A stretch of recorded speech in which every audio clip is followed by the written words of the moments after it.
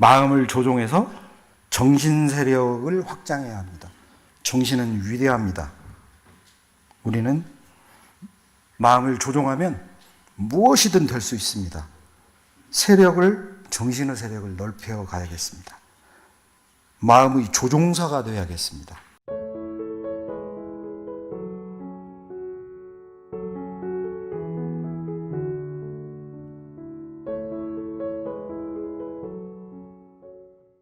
정전의 말씀으로 그 일요 예외, 화요 예외에 설교를 하면 좋겠다는 말씀들이 계셨다고 우리 창타원님께서 정전 순서대로 한번 해보자고 이렇게 말씀하셨습니다. 거기까지 좋았는데 저보고 1번으로 먼저 하라고 하셨습니다.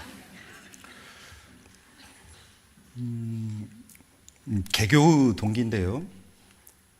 우리 교도님들께서도 잘 아시는 우리 법타원 종사님께서 말씀하시는 거 한번 제가 받들었는데, 당신들은 처음에 그 원불교학과 입학해가지고 한 학기 내 개교 동기만 공부하셨답니다.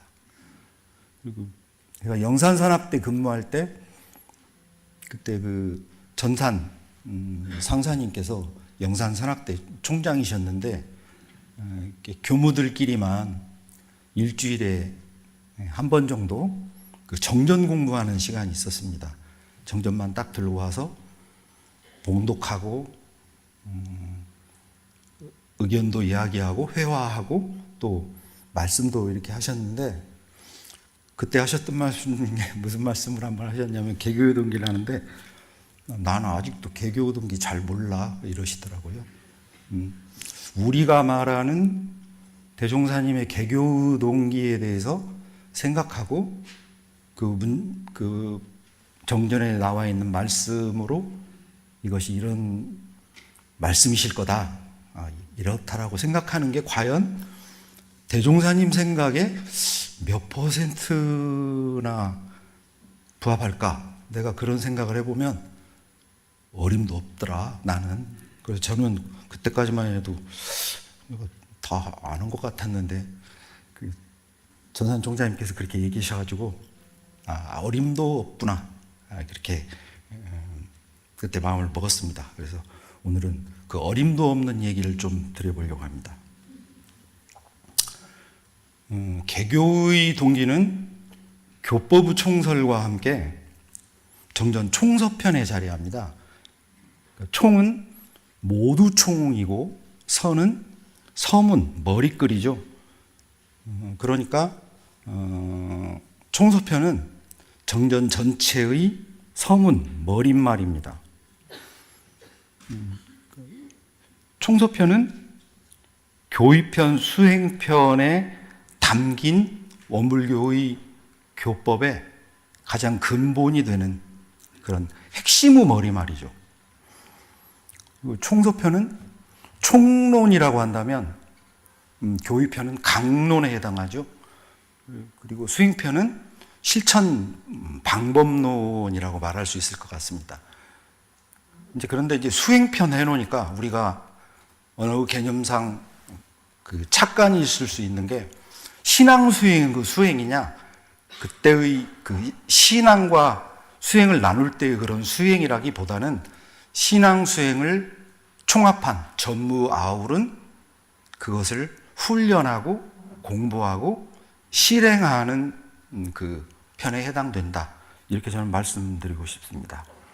그 교의편에는 이론상 사흔사욕 삼학팔조 있고요. 총서편에는 일상수행의 요법에서부터 법의 등급까지를 밝혀 놓으셨습니다.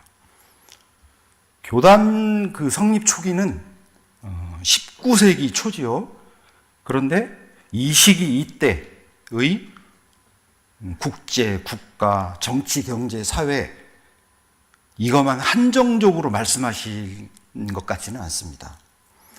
과거, 현재, 미래, 우리가 적어도 들어본 욕계, 색계, 무색계를 총망라한 관통하신 머리글이다, 저는 그런 생각해 보았습니다. 환하게 이렇게 내려다 보신 거죠.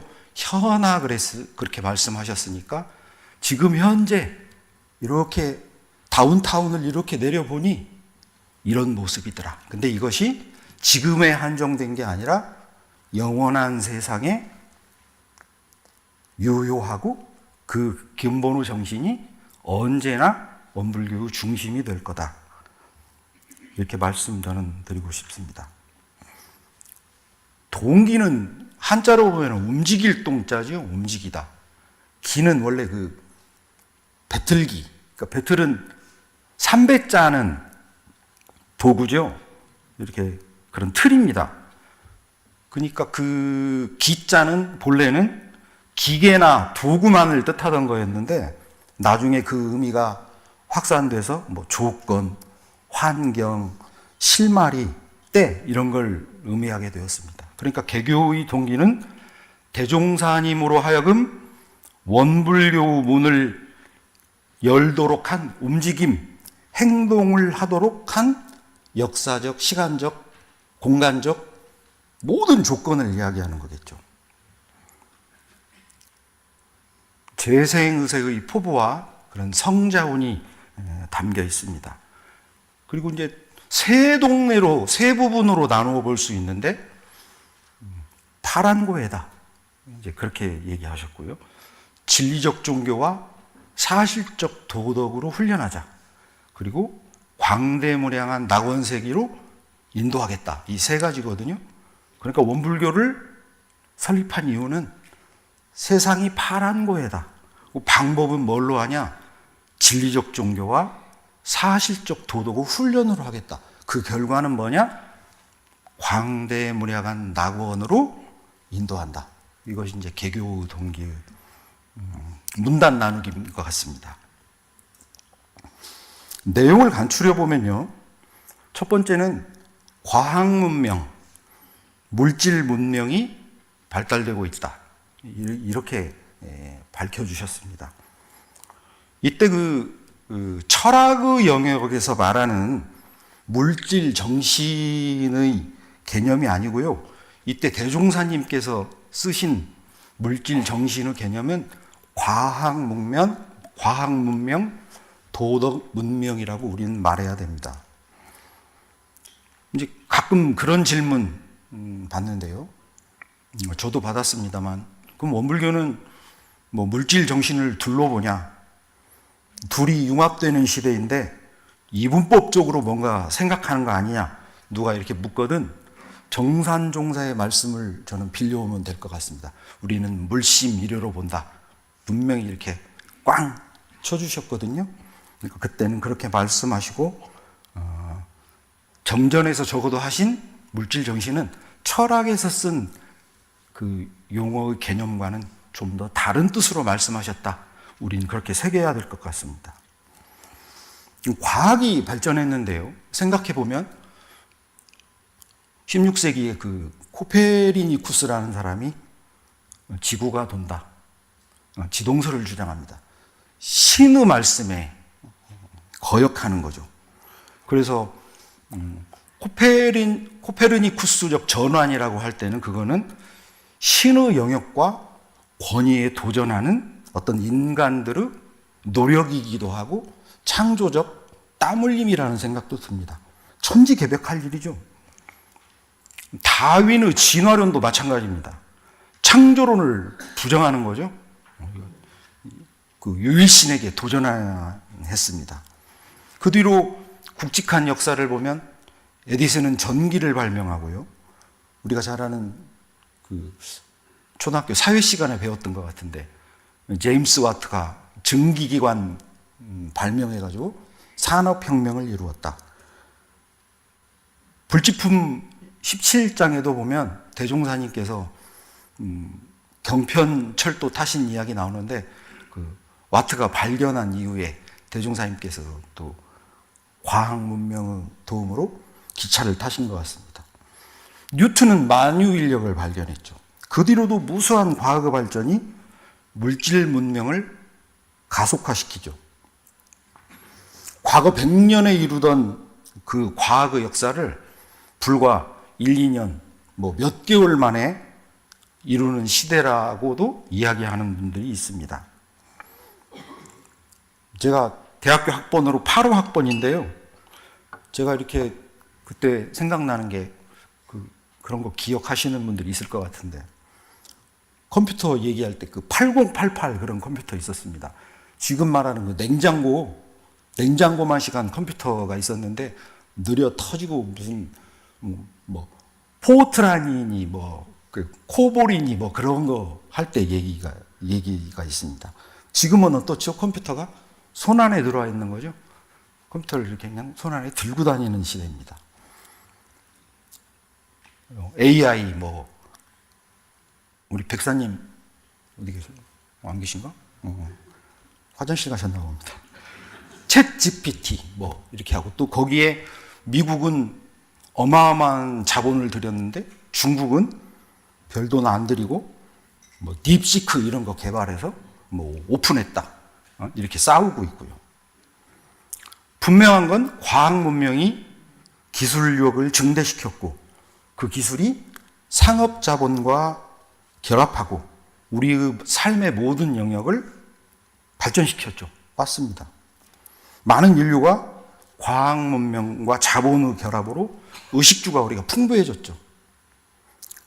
우리들의 삶의 질이 향상되었습니다. 교통, 통신, 통상, 소위 말하는 삼통이 되게 발달했습니다. 이거를 대종사님께서 표어에 물질 개벽이다. 물질이 개벽했다. 이렇게 말씀하셨습니다. 제가 이렇게 보니까 제가 거의 매일 샤워하거든요. 땀도 흘리고 그러니까. 우리 조선시대 임금님이 목욕 얼마 만에 한 번쯤 하셨을까요? 매일 하셨을까요? 제가 훨씬 많이 할 것 같습니다. 우리는 그뿐이 아니죠. 고기도 임금님보다 제가 훨씬 많이 먹습니다. 어림도 없죠. 임금님이 먹는 고기 양에, 먹었던 고기 양에 제가 먹는 거에 비교도 안 될 겁니다. 한겨울에도 우리는 여름 과일 먹죠. 여름이면 더우면 어때요? 에어컨 틀면 되고요. 겨울에는 이렇게 패딩 이렇게 입습니다. 털이 두둑한 따뜻하게. 임금님들이 가보지 못한, 저는 미국도 러시아도 유럽도 가봤거든요. 우리의 삶의 질과 편리함과 풍요는 분명히 조선시대의 임금님보다 훨씬 월등합니다. 임금님들은 5층 높이의 건물에 안 올라가 봤을 것 같아요.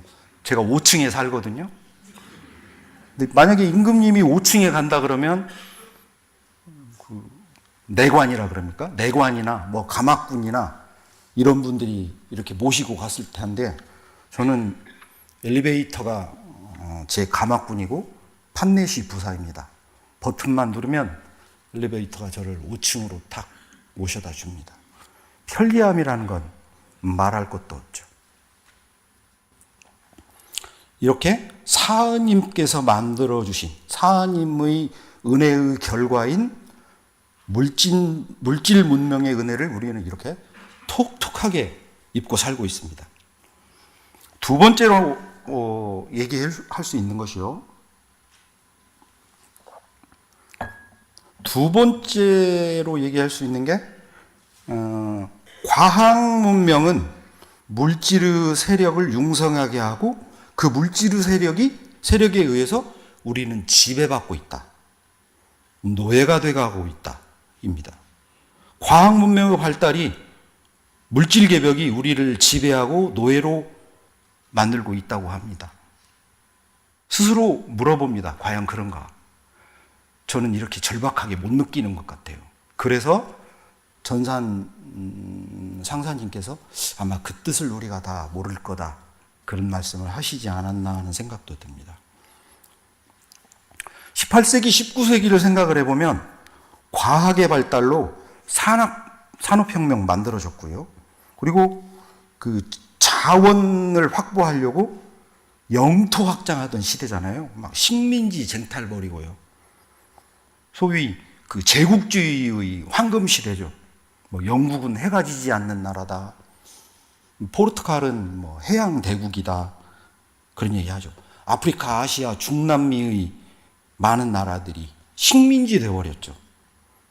19세기 우리도 일본은 식민지였지 않습니까? 또 19세기가 되면 세계 최초의 사회주의 국가들이 출현합니다. 소련, 중공이었죠. 그때는요. 중화인민공화국. 또 세계 인류 최대 규모의 전쟁인 세계대전이 2번이나 있었습니다. 그리고 미소로 양분돼서 냉전 이렇게 되게 했고요. 우주 경쟁까지 거기에 가속됐습니다. 독일은 재통일도 했고요. 여튼 인류사의 전례가 없는 지각 변동이라고 할 만한 시대가 19세기였던 것 같습니다. 이 책의 표지를 안 보신 분은 거의 없을 것 같습니다. 근데 이 책을 끝까지 읽은 분도 거의 없지 않나 저는 생각합니다. 저도 좀 읽었는데 두꺼워서 못 읽겠더라고요. 그 제러드 다이아몬드라고 하는 교수가 총균세라는 책 썼죠. 거기 보면 총과 세균과 강철을 지배하는 자가 다른 민족이나 국가와의 전쟁에서 승리하고 부강해지고 지구 역사의 중심에 선다. 설득력이 있더라고요. 그러니까 총과 세균과 강철을 지배한다는 것이 과학과 물질 문명이 발달했다는 뜻과 통합니다. 사실은요. 과학과 자본주의가 만들어낸 물질 문명은 욕망을 사고 팔게 하더라고요.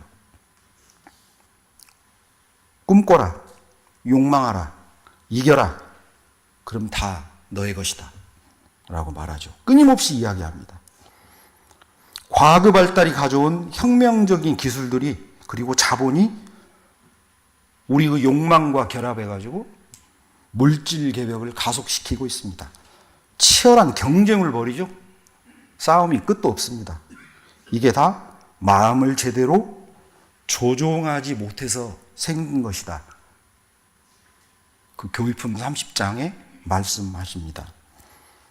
어떻게 하면 보다 강하게, 보다 빠르게, 보다 많이, 보다 편리할 수 있을까 생각하고 그것이 물질을 결정하고 부를 결정해 버립니다. 인간의 모든 영역이 돈과 물질에 의해서 움직이고 우리들의 삶 전체가 시장이 되어버렸습니다. 상품이 되어버렸습니다. 우리도 상품인지 사실 모릅니다. 우리는 목적이 아닌 수단이 되어가고 있습니다. 이것을 물질의 지배를 받아 노예처럼 산다 하셨다고 생각이 됩니다. 주인이 돼서 물질을 부려 쓰지 못하고 있는 거죠. 이렇게 도구화되고 기계화되고 조직화돼가는 사회 속에 사는 우리를 노예다 말씀하셨습니다. 풍요하고 풍부하고 풍성한 것이 늘 좋은 것 같지만은 않습니다. 물질 문명이, 과학이 누가 사람을 많이 죽일 수 있는가 경쟁합니다. 이걸 다투고 있습니다. 러시아에 가면은 킨잘이라고 하는 급초음속 미사일이 있는데요. 거기에 빠르기만 빠른 게 아니라 스텔스 기능까지 있다고 합니다. 지금 지구상에 있는 요격의 기술로는 그 미사일을 격추시킬 수 없다고 합니다. 푸틴이 장담합니다. 지금 지구 어떤 무기도 이걸 요격할 수 없어. 우크라이나 전쟁에 당해서 당당하게 공언합니다. 그러니까 이 킨잘이라고 하는 그 미사일에 핵무기를 탑재할 수 있는 거죠. 전기를 생산하는 핵발전, 어쩔 수 없죠. 그러나 위험하죠. 유전공학, 생명체 조작, 이것이 식량난을 해소하고 우리의 먹거리를 풍성하게 했지만 이것이 윤리의식의 결여, 두려움을 가져오고 있습니다. 인간 복제도 머지 않았다고 하죠. 코비드 바이러스 창궐, 기후변화, 자연훼손 다 이로 인한 우리들이 받을 형벌이고 죄과입니다. 편리와 이익만을 향해 가는 인간들에게 대해서 법신불 사은께서 경고하신 거라 생각됩니다. 더 얻기 위해서, 더 높아지기 위해서 전쟁을 우리는 벌이지만 사실은 승자는 없을 것 같습니다. 모두가 패자가 되고 말 것만 같습니다. 이게 모든 것이 다 마음을 제대로 조종하지 못해서 생긴 일이죠. 공자의 수제자였던 안현이요, 이런 말씀했습니다. 우리 대종경에 인용하신 말씀을 제가 봉독해 보겠습니다. 한 쪽박에 물을 마시고 한 고리의 밥을 먹고 팔꿈치를 굽혀 베개 삼아 베고 자는 그 생활 가운데에도 낙이 있다고 했습니다. 훌륭하죠. 성자의 풍모가 있죠. 그런데 우리는 이미 이렇게 살 수 없습니다. 삶의 짐을 낮추어 가지고 삶의 질을 낮추어서 자연인이 근본인이 하는 곳으로 돌아갈 수 없습니다. 풍요를 버리고 가난을 택해서 즐거움을 누린다? 불가능합니다. 물질 문명의 혜택을 떠나서는 살 수 없는 게 현대인이죠. 안현의 낙은 어떤 때 생각해 보면 그냥 고행 아닌가 이런 생각을 해볼 수도 있을 것 같습니다. 40, 50대 남성에게 가장 인기 있는 그 프로그램이 뭐라고 들으셨습니까? 그렇죠. 나는 자연인이다. 남자들이 꿈꿉니다. 바다나 산에 가서 조용히 나도 살고 싶다.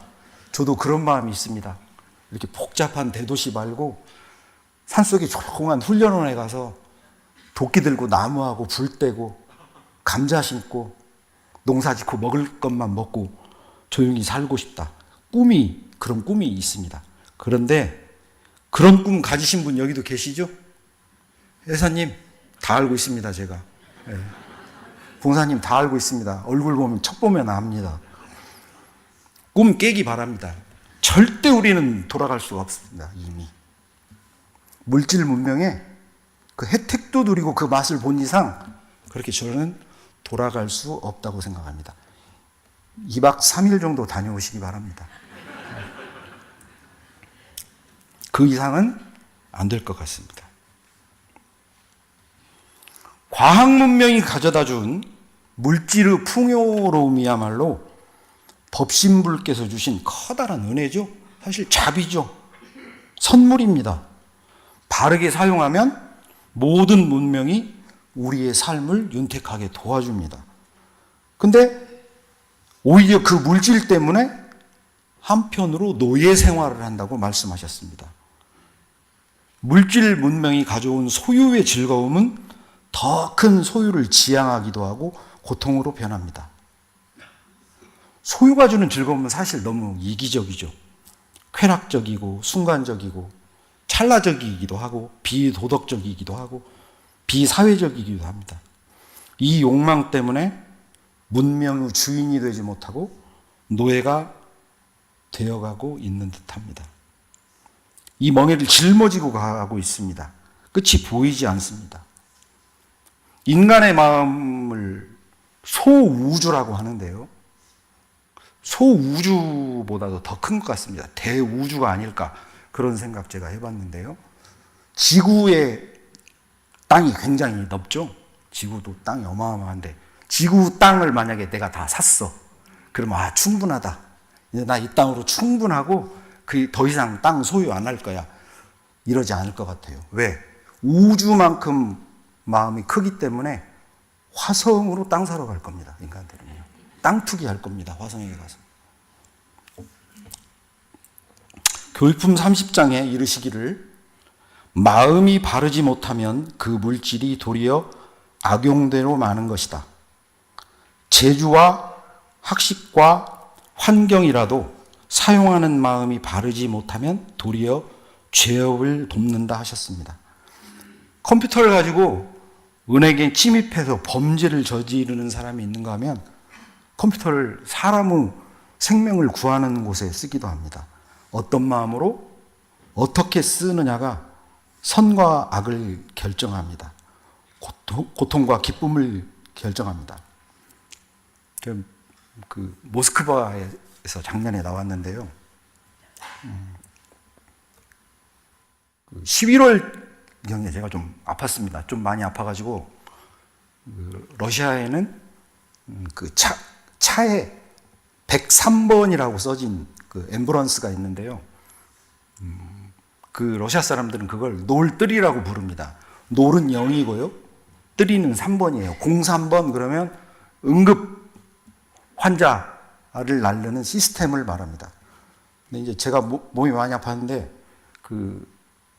저희들 잘 아는 교도는 아닌데 한국어도 잘하고 우리 원광대학에서 연수도 하고 그 교무들하고 친해가지고 교무님 밥 줘요 하고 오는 그 키르기스탄 출신의 러시아 국적의 여의사가 있는데 저희들이 아프면 그 철번이라고 하는 의사가 저희들을 잘 돌봐줍니다.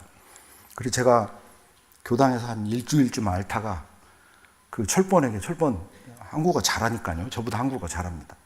문자를 넣었죠. 나 이렇게 아프고 내가 이만저만해. 그랬더니 이렇게 저렇게 말 듣고 보더니 빨리 놀뜨리 타고 갑시다 그러더라고요. 놀뜨리. 이렇게 약 먹어서 될 일이 아니고 응급 의료 시스템을 타야 된대요. 근데 무섭잖아요. 러시아 말도 잘 못하는데 그 러시아 병원이 어떻게 생겼는지도 모르고 마음에 뭐 이렇게 팔에다 수갑 같은 거 채워가지고 묶어놓으면 어떡해 이런 생각도 좀 있었습니다. 근데 저보고 철번이 그러더라고요. 교무님 걱정하지 말아요. 러시아도 병원 시설도 좋고요. 진단 장비 같은 건 이미 세계 보편화되어 있고 그런 걸로 하는 거니까 그 진단하고 하는 데는 아무 문제 없고 걱정 없으니까. 그리고 그 의사 선생님들은 그 사진 자료나 이런 거 이제 CD나 무슨 초음파 같은 걸 검사를 받으면 그 등록하면 열어볼 수 있다 그럽니다. 교무님 자료 제가 다 보고 있을 거니까 걱정 말고 가라 그래요. 근데 뒤에 말이 더 솔깃했어요. 러시아는 응급 환자가 생겨서 그 응급 위험 단계를 벗어날 때까지는 의료비가 공짜입니다. 제가 병원에 한 20일 정도 입원했는데 절반은 공짜로 했습니다. 절반은 이제 그 몸 상태가 어느 정도 그 체온이나 이런 게 안정되니까 일반 병실로 가라 그러더라고요. 그때부터 돈을 받습니다. 근데 절반쯤은 안 냈어요. 자기들의 자부로 생각합니다. 러시아는요. 국민들도요. 세금을 내서 응급 환자를 치료하는 거죠. 제가 비우호 국가 국민이거든요. 우크라이나 전쟁 때문에 세컨더리 보이콧 해가지고요. 그 요주의 인물입니다. 한국인은요. 비우호 국가 국민도 상관없고요. 그냥 싫어하는 미국인도 상관없고요.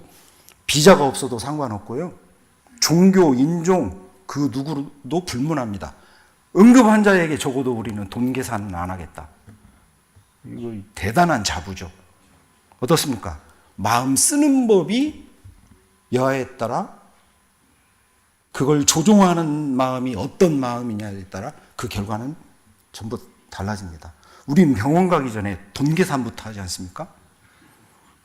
어디 미국, 캐나다 뭐 선진국 얘기 들어보니까 민간, 그나마 우리나라는 좀 낫고 민간 보험이기 때문에 뭐 이도 집에서 치료한다는 얘기도 제가 들은 것 같고요. 과학과 물질을 조종하는 방식에 대해서 많은 생각을 해보게 합니다. 네 번째, 개교의 동기에서 보면 대종사님께서 정신 차리라고 하신 것 같아요. 정신 차려라. 홍성훈 너 정신 차려라. 파란 고에 살면서도 너 고해인 줄도 모른다. 그래서 이 모든 법의 주인이 되는 용신법을 부지런히 배워서 천만 경계에 항상 자리이타로 모든 것을 선용하는 마음의 조종사가 되라. 그래서 제가 오늘 제목을 모든 것을 선용하는 마음의 조종사 이렇게 정했습니다.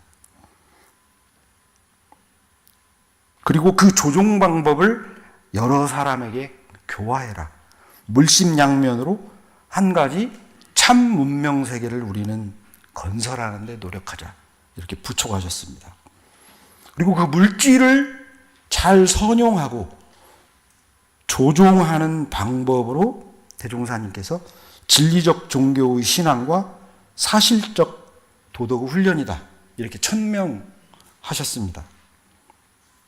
모든 것을 선용하는 마음의 조종사가 되는 길이 진리적 종교의 신앙과 사실적 도덕의 훈련에 있다. 이렇게 자신 있게 말씀하십니다. 그러면 진리적 종교라는 건 대체 뭘까? 이 말씀을 오늘 좀 드려야 될 것 같습니다. 원불교는 이론상의 진리를 신앙하는 종교입니다. 그래서 진리적인 종교다. 우리는 진리를 믿는 종교다.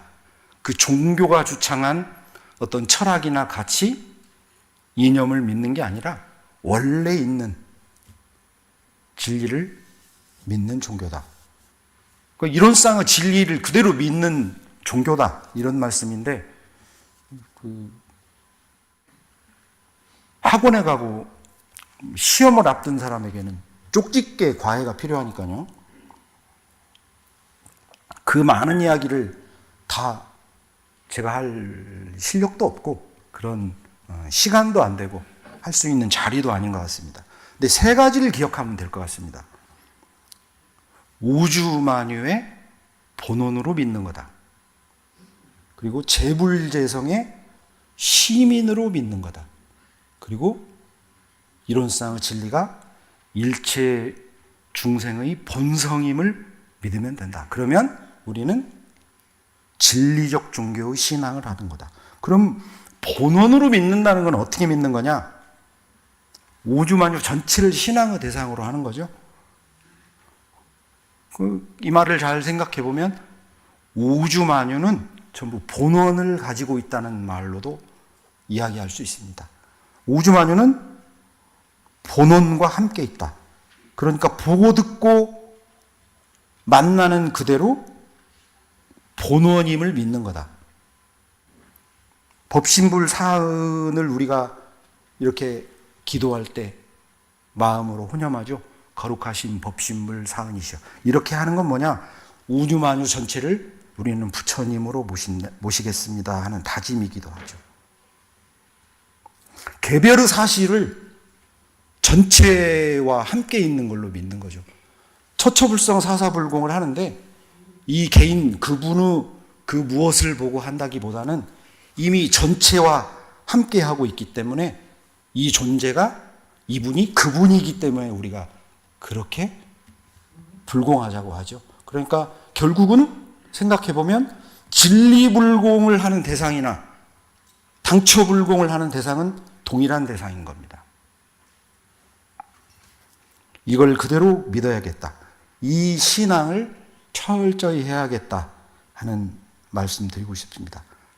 법신불은 어디 계시냐? 사은 그대로가 법신불이다. 본원으로 믿게 되는 순간 인생은 달라진다. 변화가 온다. 난리가 날 것 같습니다. 우리가 이렇게 살지 않을 것 같습니다. 이렇게 사는 건 이론상의 진리를 우주만유의 본원으로 믿는 마음에 부족함이 있어서겠죠. 둘째는 재불재성의 시민으로 믿어야겠습니다. 어디죠? 합천에 가면 해인사가 있죠. 바다의 자, 도장인 자, 해인입니다.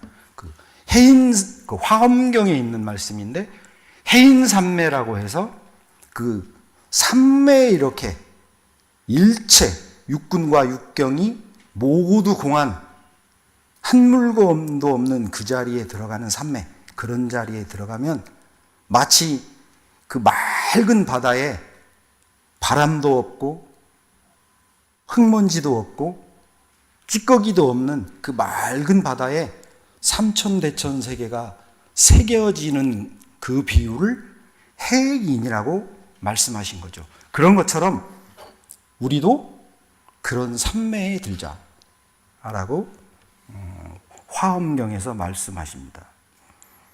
제가 영산선악대에 살을 때 그쪽 백수 해안도로를 가끔 갑니다.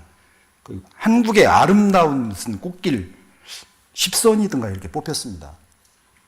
그런데 비가 많이 오고 바람이 분 뒤에 그 백수 바닷가를 가면요, 지금 우리 의자색 같은 그런 아주 뿌연 흙탕물입니다, 바다가. 비 온 다음 날 이런 때는요. 당연히 그러겠죠? 산들 이런 데서 골짜기에서 내렸던 비가 그 흙탕물이 바다로 들어갔으니까 바다가 뿌였습니다. 근데 맑은 날, 햇볕이 비치고 바람도 없고 날이 화창하고 그쪽이 벚꽃이 되게 예쁜데요. 벚꽃이 핀 날 가보면 바다가 그렇게 아름다울 수가 없습니다. 그 주변의 산들이 바다에 비치는 것 같아요.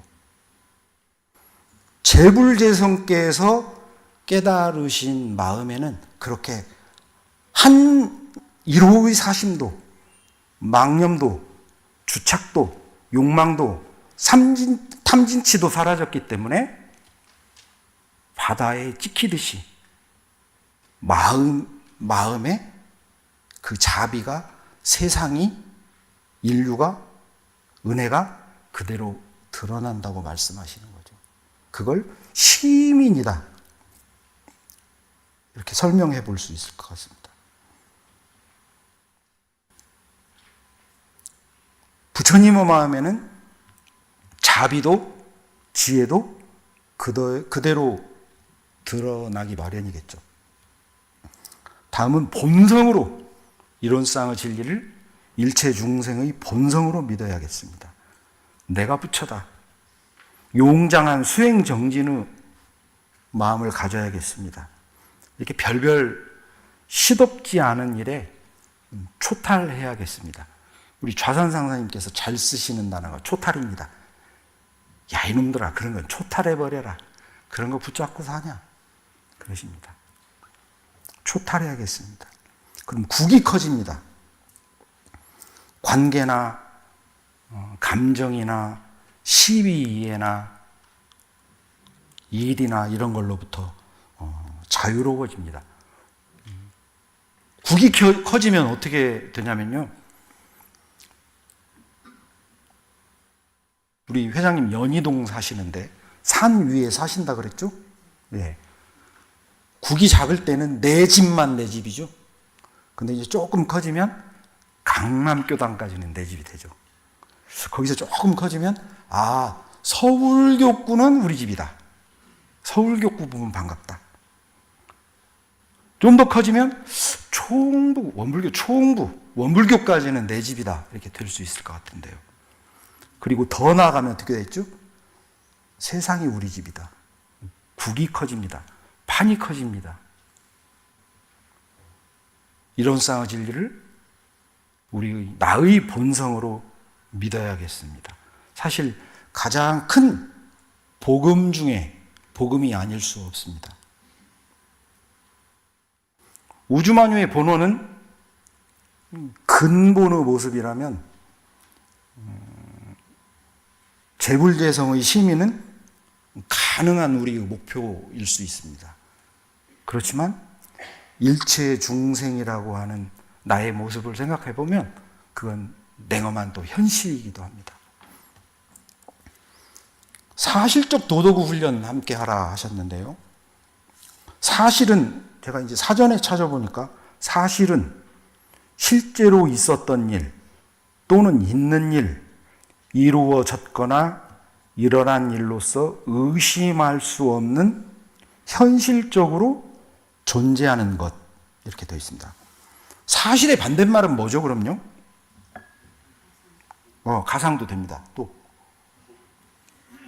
뭐라고 하셨어요?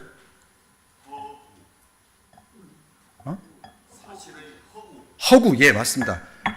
나중에 이분들 선물 좀 하나 주십시오, 장타원님. 네. 차별이 없는 가운데 차별이 있어야 됩니다. 또 뭐 있을까요? 또 형식일 수도 있죠. 네, 형식. 관념이라고 얘기할 수도 있을 것 같아요. 또 이제 순 우리말로 신용. 그죠? 이제 예전에 생각해 본 건데, 사실적 도덕의 훈련에 가장 쉬운 반대말은 사실척 도덕의 훈련이겠다. 사실척. 점 하나만 찍으면 바로 반대말이더라고요. 예를 들어서 제가 이런 비유 한번 들어보겠습니다. 김치 안 드시는 분 있습니까? 원봉님 김치는 드시죠? 예. 김치를 떠나서는 한국인은 생각할 수가 없습니다. 모스크바에서 원광학교나 뭐 다른 건 몰라도 김치를 모르는 사람은 없습니다. 한국인 하면 거의 김치와 동일 선상에 놓고 이야기합니다. 우리는 어려서부터 김치 먹었고요. 저도 어머니가 그 매운 김치 물에 씻어서 밥 뜨면 위에 올려줘서 그 먹은 기억이 있고요. 김치 다 잘 담으시죠? 저도 잘 담습니다. 그 모스크바에서 자취생이어가지고요. 제가 김치 담아보니까 그냥 담을만 하더라고요. 맛있진 않아도 그냥 그렇게 먹어봤습니다. 우리는 김치에 대해서 다 잘 압니다. 그런데 예를 들어서 이건 예입니다. 하버드 대학의 어떤 식품을 연구하는 교수가 김치를 먹어본 적이 없어요. 그리고 담아본 적도 없어. 냄새를 맡아본 적도 없어요. 김치의 색을 본 적도 없어요. 그런데 연구하고 분석하고 유튜브에 있는 수많은 자료를 보고 책을 보고 논문을 썼어요. 김치에 대해서 누가 더 잘 아는 거죠? 그 사람이? 아니죠. 우리가 더 잘 알죠. 그러니까 사실적으로 공부한다는 건 실제 경험하는 거죠.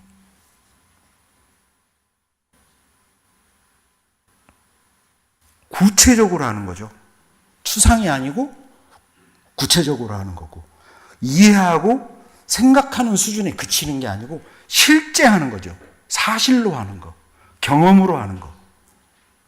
근데 그 경험과 사실을 어떻게 해라? 훈련해라 이러셨거든요. 훈련해라. 원래 훈련은 좀 이렇게 절차가 정해져 있고요. 반복을 통해서 능력을 개발하는 건데 주로 군대나 육체적인 어떤 활동을 하는 데서 쓰는 거죠. 그런데 우리 대종사님께서는 우리한테 마음 공부하는데 훈련 이렇게 하셨거든요.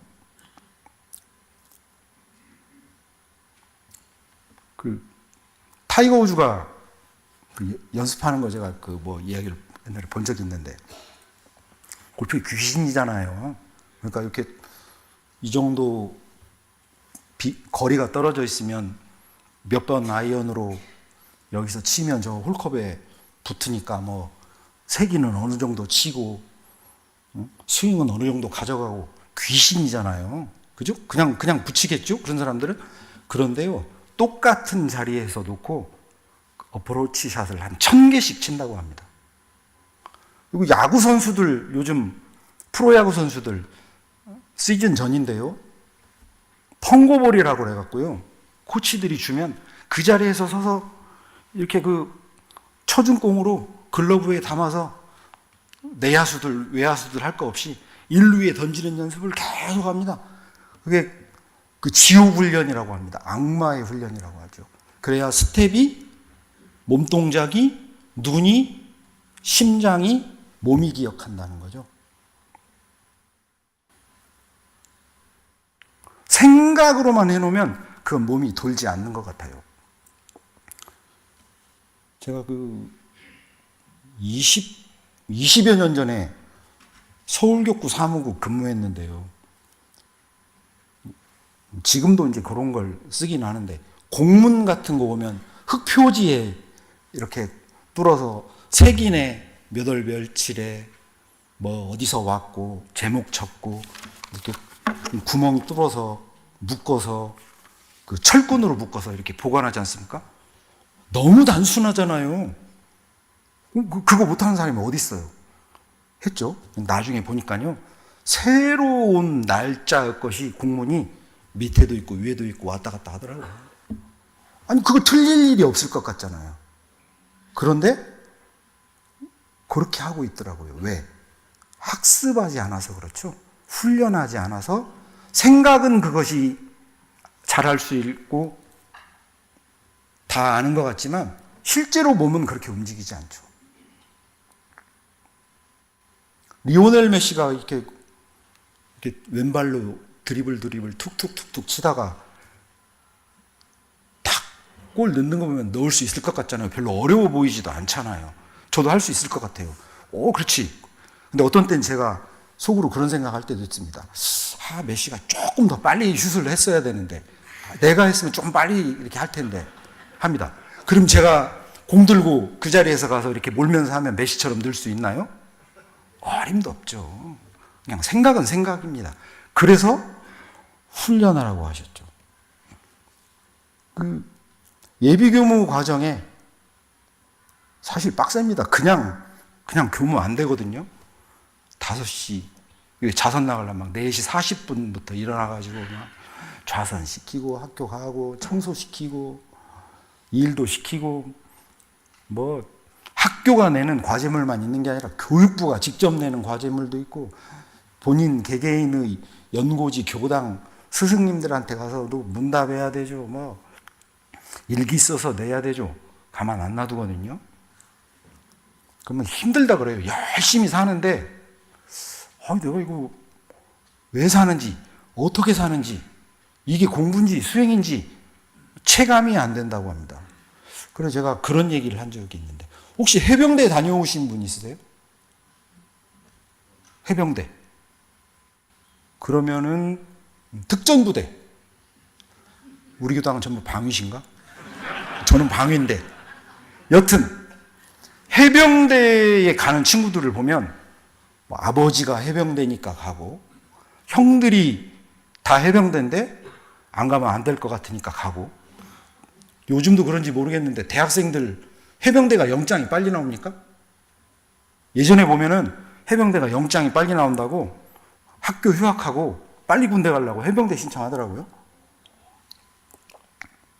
그럼 지졸들 모아놓잖아요. 해병이 어디가 있어요. 그냥 집에서 놀다 오고 밤 되면 네온이 불타는 거리에 가서 술 마시던 애들인데요. 그런데 그걸 훈련을 시킵니다. 그리고 바다에 빠뜨리죠. 반복시킵니다. 뭐가 재밌겠어요, 그 훈련이요. 좋아서 하나요? 하라고 하니까 해보는 거죠. 한 번에, 두 번에 하다 보면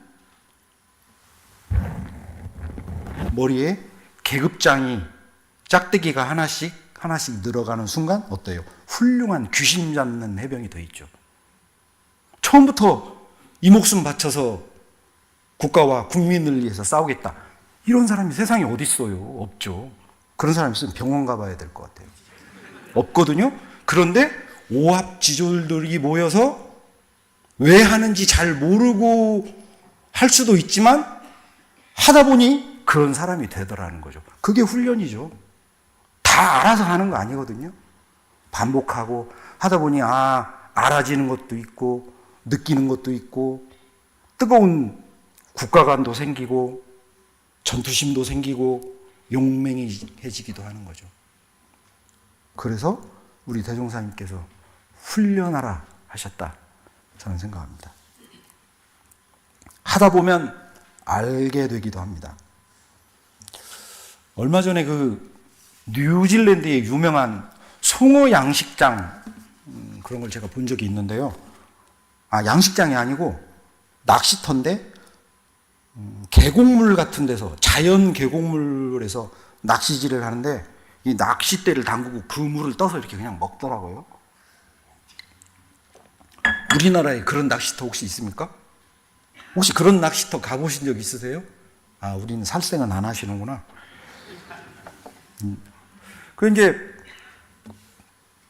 그리고 약속이 있는데 면허증까지 발급받아야 된다고 합니다. 그리고 거기가 송어가 전 세계에서 가장 많은 데인데 35cm 이상 되지 않는 건요 다시 놓아준대요. 3마리 이상은 안 잡는답니다.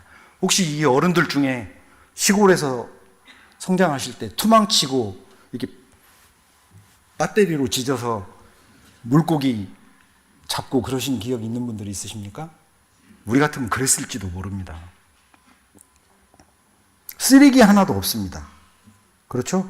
용심의 문제입니다. 마음을 어떻게 쓰느냐의 문제죠. 마음을 조종해서 정신 세력을 확장해야 합니다. 사실 사람의 정신 되게 유대해요. 아프리카 사바나의 동물이 단식한다는 얘기 들어보셨어요? 단식도 인간만이 할 수 있죠. 우리는 가족과 친구 생명을 위해서 장기도 주는데요, 인간은? 무슨 개나 고양이가 지 친구한테 간 뭐 이런 거 이식하라고 줬다는 얘기 들어보셨어요? 어림도 없죠. 오직 마음을 조종해서 정신 세력을 확장해야 합니다. 정신은 위대합니다. 우리는 마음을 조종하면 무엇이든 될 수 있습니다. 정신의 세력을 넓혀 가야겠습니다. 마음의 조종사가 되어야겠습니다.